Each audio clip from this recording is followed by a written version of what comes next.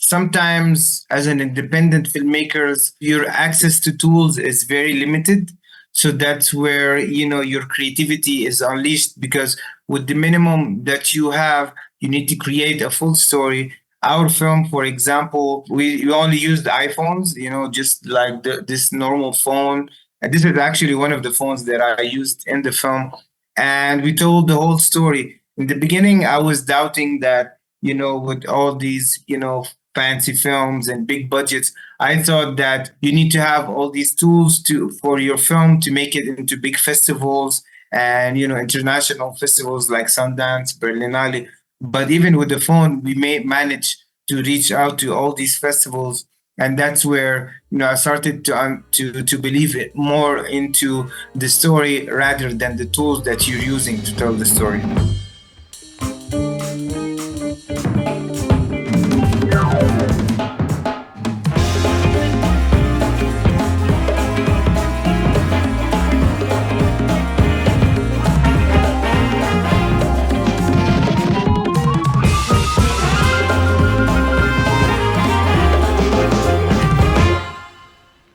Ciao a tutti, buongiorno, buonasera, benvenuti a Doppia Visione, per un episodio molto molto speciale in collaborazione con Festival del Cinema Africano d'Asia e America Latina alla sua 34esima edizione. Voglio cogliere immediatamente l'occasione di ringraziare il festival, ma soprattutto Simona. No, non potevo fare questa cosa. Ringraziamo Simona, che è una persona incredibile e meravigliosa, ci supporta sempre e è stata lei a infilarci in questo evento meraviglioso, quindi grazie mille Simona. Siamo al Nuovo Armenia, che è un posto meraviglioso a Milano, che ringraziamo per l'ospitalità, e l'ultimo gruppo di persone che voglio ringraziare è il pubblico qui presente, che non è scontato essere qui di domenica alle 4, c'è una pioggia terribile oggi a Milano. Riepiloghiamo un po' cosa stiamo per fare. Intanto manca ringraziare Ibrahim Snoopy, che è il regista che è qui con noi oggi e che fra un po' vi presentiamo, e che al momento appunto ci sta sentendo parlare in italiano non sapendo cosa stiamo dicendo, quindi siamo qui per presentare e parlare con Snoopy del film che sarà proiettato domani in occasione del FESCAAL alle 8, 20, sì. alle 20 al Cinema Arlecchino. Al Cinema Arlecchino, appunto non è un talk post visione, quindi non andremo troppo nel dettaglio sul film, ma cercheremo di parlare con Snoopy più o meno di quello che è il cinema africano, cosa significa fare il cinema indipendente in Africa. Giusto per darvi un contesto, il film si chiama Khartoum ed è un documentario collaborativo, è fatto da 4 registi e segue la storia di 5 personaggi, 5 abitanti di Khartoum, che sono costretti a scappare durante il conflitto che è scoppiato nel 2023, questa guerra civile scoppiata in Sudan. In Italia, almeno mi sento di dire, mediaticamente conosciamo solo 2 guerre, in realtà nel mondo purtroppo ci sono circa tipo 50 guerre attive, questa è stata una di quelle, è tuttora attiva ed è una guerra che arriva dopo 30 anni di una dittatura che c'era nel Sudan, che nel 2019 è terminata e sembrava portare a una lenta e fragile riabilitazione di un governo civile con una democrazia. Purtroppo nel 2021 ha visto di nuovo un colpo di stato militare e ha visto crollare quindi questo abbaglio di democrazia, e queste tensioni tra il 2021 e il 2023 si sono fatte sempre più dure, e nel 2023 2 gruppi guidati da 2 generali militari, 2 fazioni militari del paese si sono scontrati, c'è stata una guerra civile devastante, milioni di sfollati, quindi una cosa che è veramente catastrofica, e con un danno enorme all'economia, a tutto quello che è il paese del Sudan, e che ha visto quindi poi scappare praticamente tutti i suoi abitanti dal paese. La guerra è tuttora in corso e magari poi ne parleremo un po' con Brahim, e quello che è importante dire è che il film, ma questo poi lo approfondiremo magari sempre con lui, è iniziato prima del conflitto, quindi hanno iniziato le riprese nel 2022, quindi durante le riprese poi è scoppiata la guerra e quindi vediamo poi come si è evoluta direttamente con lui. A questo punto direi di introdurre direttamente Ibrahim e lasciare che anche lui si presenti. È un regista e direttore della fotografia sudanese che ha realizzato per BBC, per Arte, per Washington Post documentari, cortometraggi, spot, videoclip, e nel 2019 ha diretto il suo primo documentario e oggi, appunto, quest'ultimo documentario l'ha diretto invece insieme a un altro team di registi sotto la supervisione di Philip Cox, Sì. che era il direttore artistico. Vai, di quello che devi dire. No, diciamo perché non sono pronti secondo me. Allora, quindi questo è un episodio dal vivo partecipativo. La cosa ovviamente importante da dire è che magari qualcuno non lo sa ancora, il talk sarà in inglese, ok? Per cui noi faremo le domande in inglese a Brahim, vabbè, ovviamente siamo fluenti zero in inglese, però ci proviamo, questa è la sfida, Simo, giusto? Sì. Ok? Però abbiamo qui Elisabetta che ci darà una mano in questo senso nel tradurre, ovviamente non in tempo reale, ma al termine della risposta di Snoopy, tradurre quello che lui dice in modo tale da fare un breve riassunto delle risposte di Brahim, così che chi ad esempio non è pratico con l'inglese possa comunque comprendere e quindi poi fare domande. So without further ado, I would love to introduce to you. Hi Brahim! Hi, Ibrahim. Oh, ciao everyone. Well, is it ciao or hi? How you say hi? Yeah, ciao. It can be used, Yeah, right? yeah. Ciao. Ciao is perfect. We'd love for you to introduce you to us, and we'd love to hear you about your artistic journey, about your idea of cinema, and maybe talk a little bit about the movie that people didn't see. Introduce us to the conversation about this movie. Yeah. Cool. So yeah, my name is Ibrahim, mostly known by Snoopy. That's my nickname. So I started filmmaking in 2014. I always had the passion, for making films, and just because Sudan didn't have a lot of films, so I wanted to contribute in the Sudanese film industry. So I started by making short films, independent film, with friends and family, and so on. We kept doing, movies independently each year. Sometimes we do it each 2 years. It depends on the funding and how much, money we have to produce the film. And then I did a couple of around 5 or 6 films. My latest film, my latest short film called Journey to Kenya. It was my best film so far, a short documentary, and it won like multiple awards and screened, in many countries. And the most recent one is the feature film Khartoum, the one that premiered in Sundance. Was the first Sudanese film to premiere in Sundance, and also at the same time in Berlinale this year. And it won 3 awards at Berlinale, and also it won an award in Thessaloniki Film Festival last week.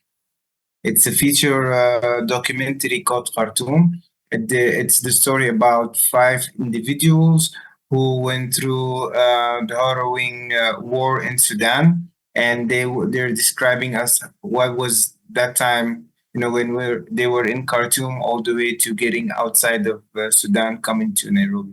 You talk about these 5 citizens, and I would like to know, where did you find them?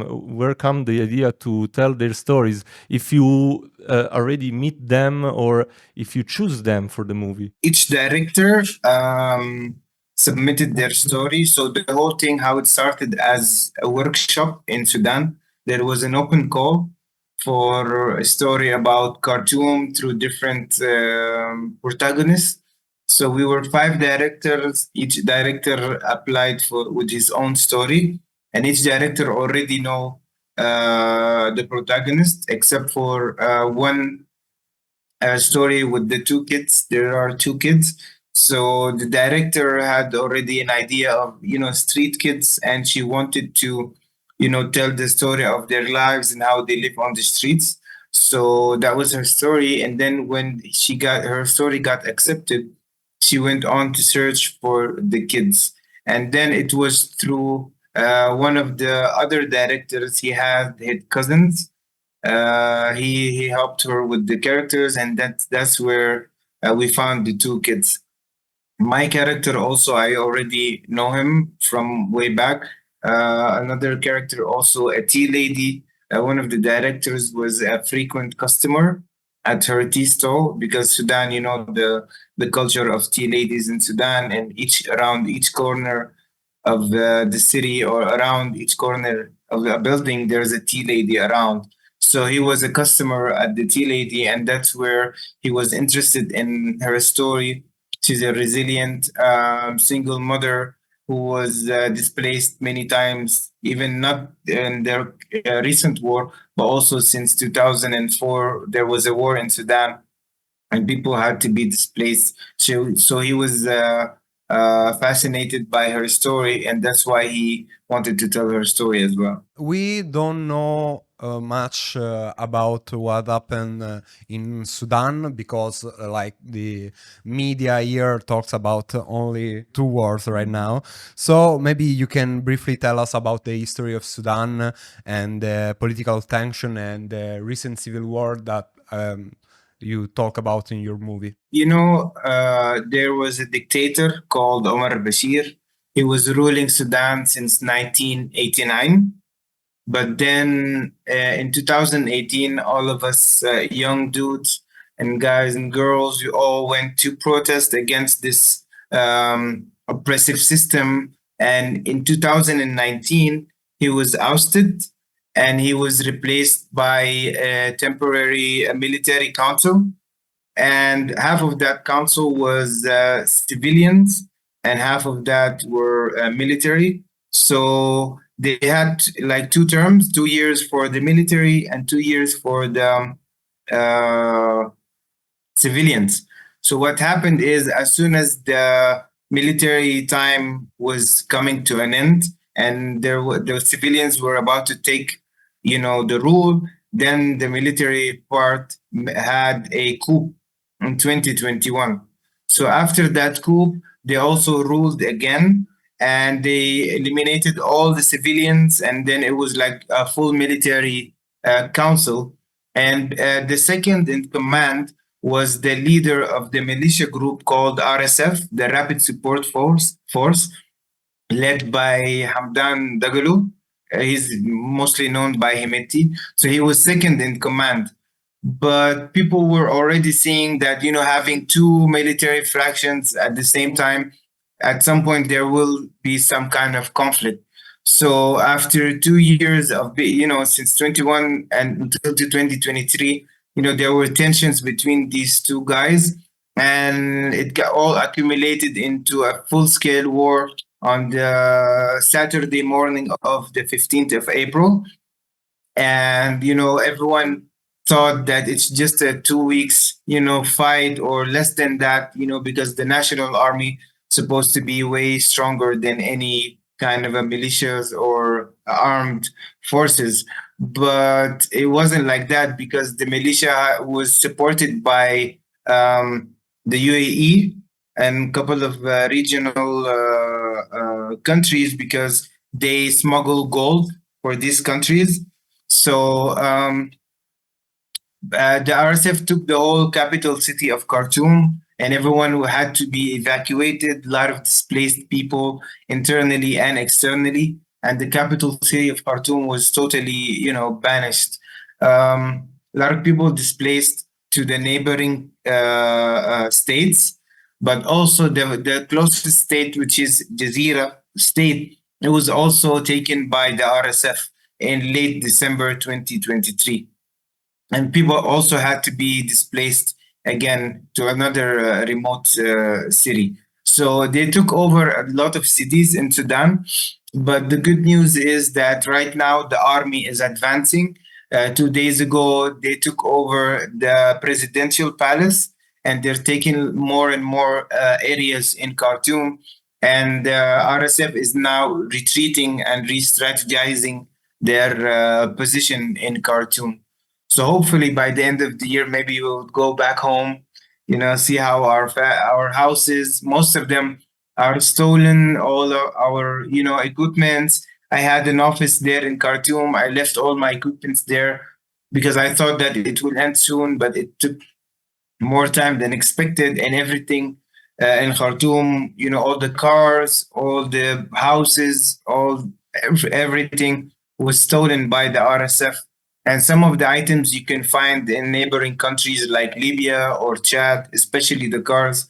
But luckily, right now, the army is gaining, and I hope that it continues this way. So, Ibrahim, we know that you started filming before the war broke out in 2022. We would like to know two things. The first one is what was the initial idea for the movie with these 5 citizens?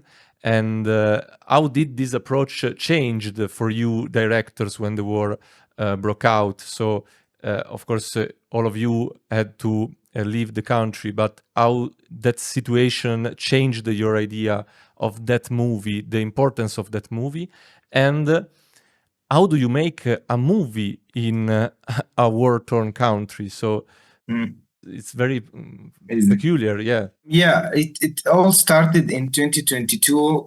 There was a British director called Phil. He came to Khartoum. He did a film called Spider-Man of Sudan in 2021. So he came back to Sudan. I wanted to do a bigger story on Khartoum. So he collaborated with Sudan Film Factory producer Talal Afifi and also Giovanna Staponi from Native Voice Films, which is Phil's partner. So they combined their forces and came up with this idea of having a small poetic story about the city of Khartoum through 5 different lives. So after applying and being selected, we started filming. And at the beginning, it was just following these different the individuals' lives in Khartoum and how they navigate through this, cosmopolitan city. But then when war happened, I had to travel to Kenya after a few months. So me and my friend, the production manager, we traveled to Kenya, and that's where the producers reached out and they told us, is it a good place to re-strategize so we can all meet and decide whether we will finish the film or not.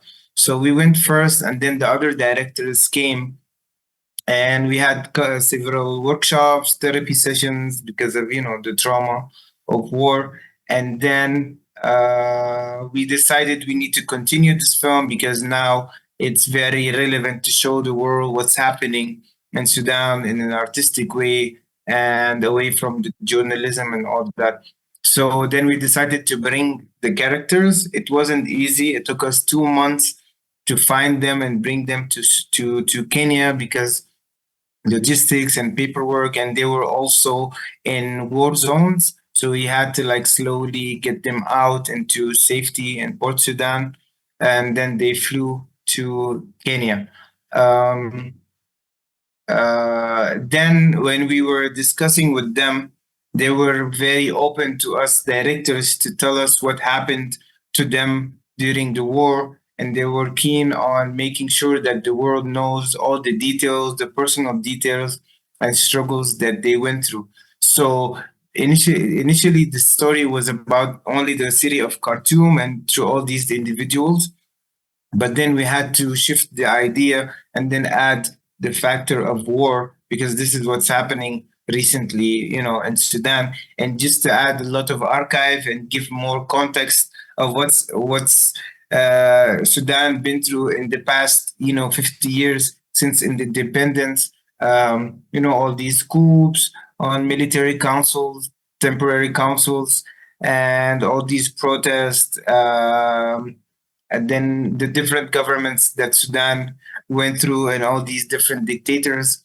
So we had to tell the full story of Sudan so that the spectators know how it started and how it's ending right now. Khartoum is particularly interesting because it uses green screen to reconstruct experiences and dreams of the characters. And for us, it's really interesting because it's a sort of a reversal of what happens in The Act of Killing by Joshua Oppenheimer. We are really interested about what does it mean to stage the dreams and experience of people, let them relive by shooting and like imagining what was. I guess that what was missing in our film also the part where their story in Khartoum and how they were confronted by the RSF and the hard times that they went through, and also those personal moments where, for example, one of the characters had to leave his kids and to send them away to another country, and it was for a father. It's very, devastating to let your kids leave and you're still staying in war zones and you don't know what's their future gonna look like. So they were very keen on telling us their story, but we had to find a creative way of how to do those scenes because we couldn't film them in Sudan, and because of the situation and the tension, and also in Sudan, holding a camera, even in normal days, isn't that pleasing to the government. So in war times, it's even more dangerous for someone to hold a camera. So we didn't have any of that footage. So we wanted to try to find a creative way of how to recreate these scenes. So we came up with the idea of reenactment and also green screen, where they tell us what are the situations that they were into in Khartoum when they were living there, and we had to combine real real time shooting, also transitioning to this other reality when they were in Sudan, replacing the background with scenes in Khartoum, and it wasn't very planned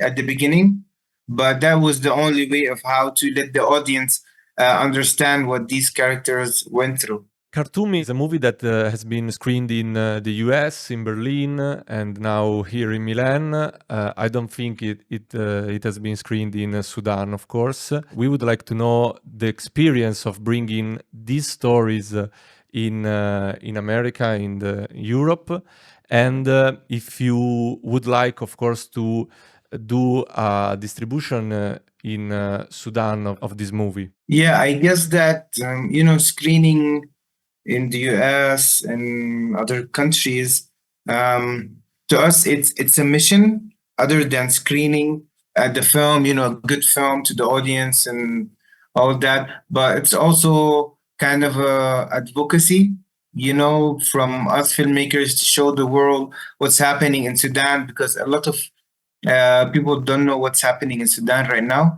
So I think it's our mission to show them, the situation, and then spark that conversation on the situation in Sudan. As for screening it in Sudan, it's really dangerous right now because the film also condemns both sides. Even the government also, they did a lot of atrocities for the civilians. So we're also addressing that, and it's very important to address both sides, because there aren't any good guy or bad guy. Both sides are doing a lot of horrible things to civilians. So once we screen the film in Sudan, then all the characters and their families, even us, the directors, will be in danger. So that's why it's not really ideal right now, until we find that the things, the government will settle, it's more civilian, then we can try to find a way to screen it there. In your experience, do you think audiences are more accepting of low-budget filmmaking in African cinema compared to Western cinema? What are the advantages of using accessible tools to make film? I think, the audience love independent films, not necessarily low budget, but independent, because sometimes the independent film are more authentic, more real, and you can also relate more to the story than, blockbuster movies or hero movies. Sometimes as an independent filmmakers, your access to tools is very limited. So that's where, your creativity is unleashed, because with the minimum that you have, you need to create a full story. And that's where, you spend more time of using what you have to have, the audience captivated and understand your story more, instead of using all these, fancy tools and all that. Our film, for example, we only used iPhones, just like this normal phone. And this is actually one of the phones that I used in the film. And we told the whole story. In the beginning, I was doubting that, with all these, fancy films and big budgets, I thought that you need to have all these tools for your film to make it into big festivals and, international festivals like Sundance, Berlinale. But even with the phone, we may manage to reach out to all these festivals. And that's where, I started to believe it more into the story rather than the tools that you're using to tell the story. A questo punto io vorrei permettere al pubblico, se vuole, può cominciare a fare delle domande a Ibrahim. Se le volete fare in italiano non vi preoccupate, le traduciamo noi, le tradurrà Elisabetta, però appunto se avete domande alzate la mano e arriveremo da voi. Intanto... In the meantime, I have one question to you, and that is, we would like to know the role of cinema in a community like Sudan, and the experience of doing independent movies in a country like Sudan in Africa. Sudan's case is a little bit special because when you say independent cinema, you can it's and in the definition, it's not the studio cinema. But in Sudan, independent cinema is just you're doing everything by your own. There's no establishment, no support from the government, no support, not even from local investors, companies, and all that. Whether in independent cinema in America, it's very different. You can always go to equity investors, private investors, or local funds, but we don't have that. Some filmmakers apply for regional funds, like there's some funds by the Arab countries like AFA or Maurid. These funds are made for Arab and African filmmakers. Sometimes we're eligible as Sudanese people, but for the most in Sudan, people do movies just collecting support from your friends and family. Renting cameras, and that's how independent films are done in Sudan. Sometimes people have enough persistence to keep making films and advancing, each year by year until, like in our case, making it to international festivals, starting from local films in the university all the way to making films in international festivals. But unfortunately, not a lot of people have that, willpower, that persistency, that desire, because after one or two films, it becomes a burden making films, especially that most of the time you self-fund the film. And also there's no film system. So most of the directors in Sudan don't know what to do with the film once it's done. So they end up, publishing it on YouTube or having maybe small screenings in Sudan, not knowing that they can take the film to VOD, to streaming services, to international festivals. They can apply online, through Film Freeway or other websites, and they can get like international recognition. And sometimes they get invited to these festivals and then having discussions. And then over there in these spaces, they can get to meet producers or investors that can be interested in, pushing the Sudanese cinema further. Volevo sapere, questo film tu l'hai dovuto finire in Kenya per questioni, diciamo, al di là della tua volontà. Volevo sapere se una coproduzione sia produttiva che artistica con altri paesi africani può essere una soluzione rispetto alla difficoltà, per esempio, del Sudan di portare avanti una cinematografia. E se invece il sistema dei festival europei come quelli della Berlinale o americani come il Sundance invece possono in qualche modo togliere autonomia al cinema africano. Cioè spesso il cinema africano è stato coprodotto dall'Europa o da paesi ex colonizzatori e a volte forse ha un po', come dire, influenzato anche le scelte artistiche. Quindi mi chiedevo se secondo te adesso è possibile pensare a una coproduzione panafricana. These are good questions, actually. In Kenya, it was essential to collaborate with local film establishments.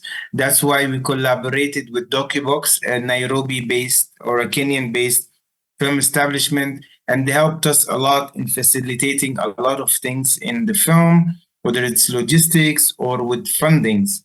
And the European side, I guess that also because sometimes some fundings we are not eligible for these fundings, like the World Cinema Fund. We had to have a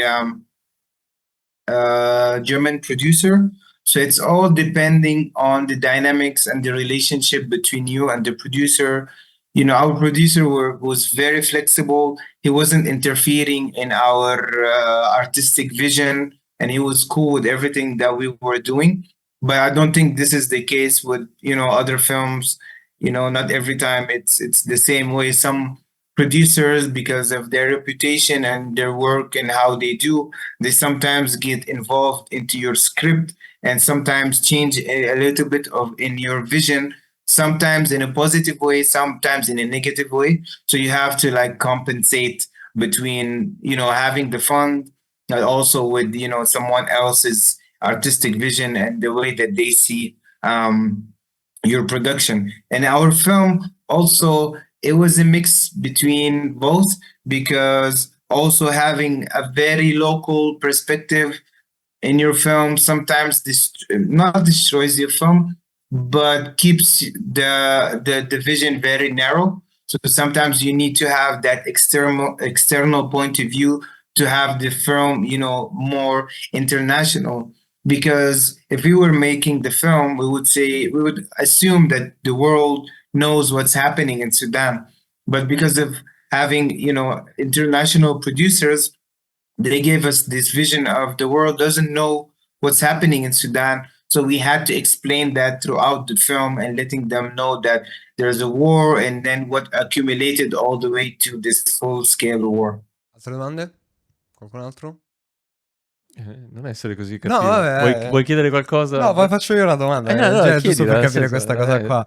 Puoi farlo, nel senso. We talk about collaboration between establishment and between production, but I'm really interested about how it was to collaborate with other director on this film. How was the workflow and how do you all work together? And do you think there's like some problem or obstacles difficulties in like collaborative filmmaking? I think in our case, the flow was very easy because for one, I already know all of the other directors. So to me, it was easy to work with them. And also because we had these workshops, series of workshops, so we got to know each other very more. And so we were having this kind of a collaborative spirit. Each one of us wanted to help the other on his film. And also the director didn't have that ego or that, you know, selfishness of this is my film, I want to direct it my own way. But everyone was in that learning process. So everyone was open to like absorb all these information, directing styles. And I also were shooting for many other directors as well. And that, you know, collaborative environment made everyone feel less defensive and less selfish about their films. and having a more open and informative kind of collaborative approach. We have a lot of students right now, cinema students. Tell us something to make the step from study cinema and doing cinema in a practical way and from thoughts, from the way of thinking movies. I think that first, before making movies, you need to know why do you want to make movies? What are you saying? And also having a specific theme to make your film. Like there's a general theme, but each film is a standalone film. But for example, to me, all of my films talk about the identity, resilience of the Sudanese people. So in each film, you can find this kind of a theme, a little bit hidden in the message of the film. So you need to know what are you saying, why are you saying it, and can it be your identity? Also, you need to know on the long term, like can you still do it in 10, 20 years? Will you still have the same passion?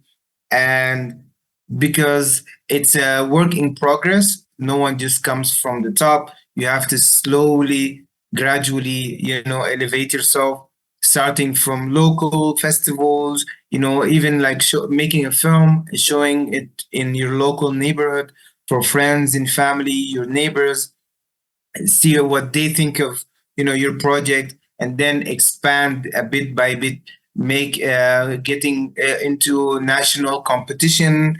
For example, in Italy, in the festivals, also expanding more and more until you become, a worldwide director. And you need to also trust yourself more. And you have to have a lot of people around you that are trusting you, because sometimes you feel down, but the energy around you from your friends and family, this is the energy that will keep you making what you're making. If I was lucky also to be surrounded, in university and each phase of my career, having a lot of people that are support me and pushing me to make more films and encouraging me always to continue this path of filmmaking.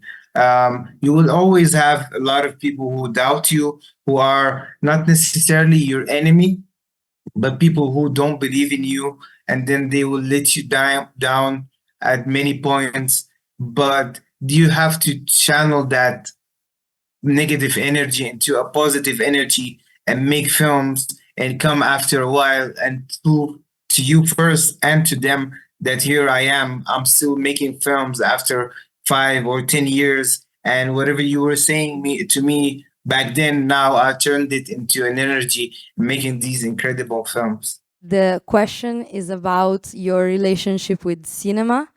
Since the beginning, since you were a child, what kind of movies did you love back then?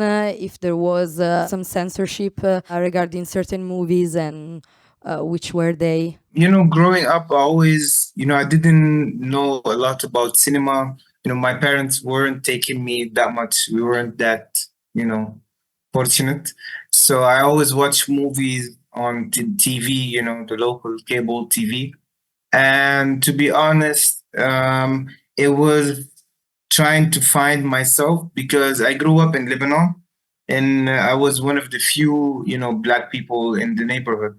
So I was trying to find myself, and there was always this question of who I am, why am I here, why I look different than people.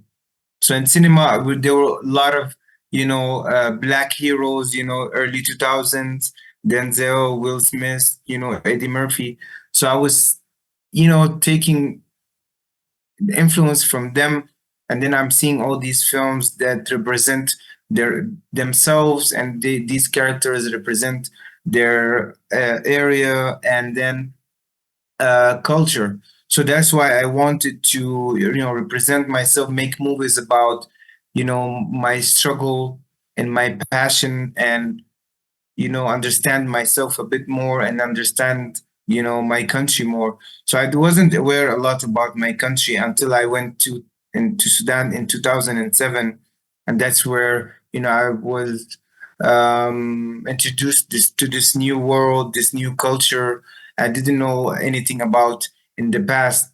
And that's where I started to learn more and more about Sudan and trying to find a way to represent Sudan in an artistic way. I always loved acting, but then again, found out that my mission right now is far beyond than acting and fulfilling myself, but it's more representing Sudan and what are we as youth going through, especially in the dictator times. In the beginning, I just wanted to entertain people through, fictional films, but then a little bit by bit, I started to learn more and more about the influence of cinema and the message that you can carry with your film, and also understanding, the identity and all these kind of different backgrounds of how to highlight what's happening in Sudan, whether it's the culture specifically or the diversity or all the aspects that what created this city of Khartoum. Nel tuo film c'è una volontà di fare un documentario, però in qualche modo sei stato obbligato anche a ricreare con una sorta di finzione dei momenti che tu non potevi filmare. E questo ho notato che ultimamente è una tendenza che sta crescendo, cioè quella di mescolare la fiction al documentario, cioè di rendere confuso quello che è il confine tra fiction e documentario, e questo mi sembra veramente molto interessante. Mi chiedevo se appunto anche per te può essere un nuovo genere da esplorare, anche perché ti dà la possibilità di usare varie tecniche oltre al green screen, ma appunto materiale d'archivio, disegni. I think that, in my personal opinion, because people watch, fictional more than documentary. So the crossover between fiction and documentary is ideal at this moment. It's a beautiful genre because it's kind of blending both and not making it too real, but also not too fictional, something in between. So that's what we did in our movie, having that, blend between fiction and reality. And that's what made this film a little bit special, because sometimes it takes you to a world that you think it's totally fictional. When you have these shots, it's almost like it's staged kind of shots, but in reality, it was just a documentary.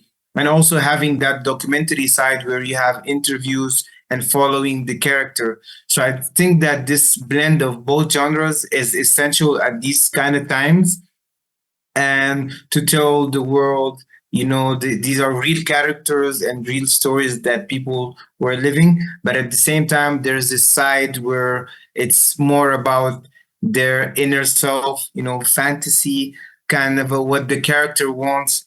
Like in our film, not all the film was about war and struggle, but it was also about their dreams and hopes and what they are wishing to have in life. So we took that idea and turned it into a fictional scene in the film. To finish this, we would like to ask you to invite the people, the future audience for this video, to go to see Khartoum. There will be tomorrow a screening.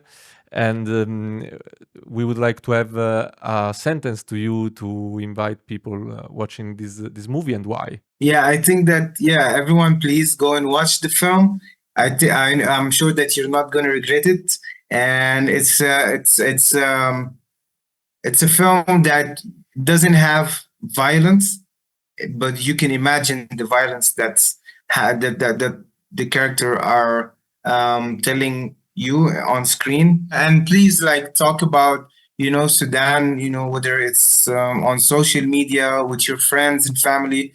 Any type of conversation is very supportive, and then because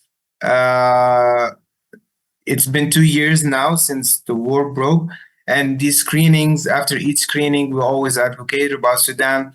So we do our part, and it's up to the audience part as well to help us, highlight what's happening and, turn things to the other way. Thank you so much, Ibrahim, for accepting our invitation and for tell us all of these things. I just wanted to ask you like an advice on what like a Sudanese director or African director to watch. We get little to none distribution here for African cinema, apart from things like the festival, the FESCAAAL. So maybe you can give some advice. Yeah. I mean, it depends from each country to another. Some countries have independent cinemas. Some countries have film libraries, but there's always streaming services online. Some pages that has like these films, especially African films. This is what I'm doing these days. I'm getting involved more into African films because these films I can relate to and I can understand also what's happening around me. So I encourage everyone to go to independent cinemas whenever there's a screening at also cultural institutes like Goethe Institute, the French Institute. They always have these programming of films. Like, for example, in 2 days, I'm going to the Goethe Institute to watch a film that's like one of the top 100 films called Fayadai. It's an Ethiopian film. So all these different activities to empower yourself with more knowledge on, films that are, relatable. Thank you so much, Ibrahim. Thank you, Thank you so much. And thank you to all the audience that came here today and gave us their time. I appreciate it a lot.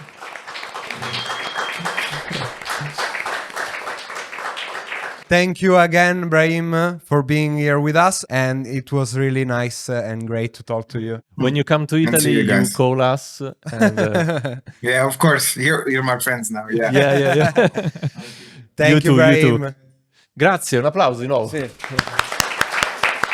Prima di chiudere davvero, grazie Luca che ha fatto il mix audio, grazie Gian Lorenzo che si è occupato delle riprese, grazie Elisabetta che si è occupata della traduzione, grazie Simona che si è occupata di portarci qui e supportarci in ogni modo possibile, grazie Gabriele per il nuovo Armenia che ci ha ospitato, grazie a voi che siete venuti, non è assolutamente scontato, Irene per le foto, siete fantastici, buona serata. Buona serata.